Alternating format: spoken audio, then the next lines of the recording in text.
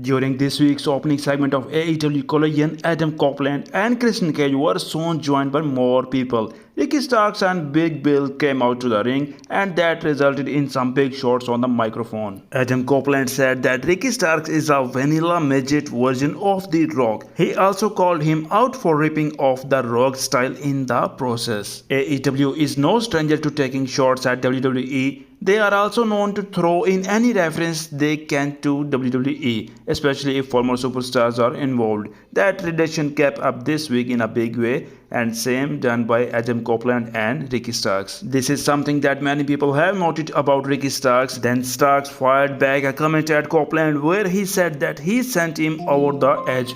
Obviously, that was a reference to Adam Copeland's former name, one that WWE owns. Please share your thoughts in the comment box section, and for more wrestling updates, subscribe to our channel. Thank you.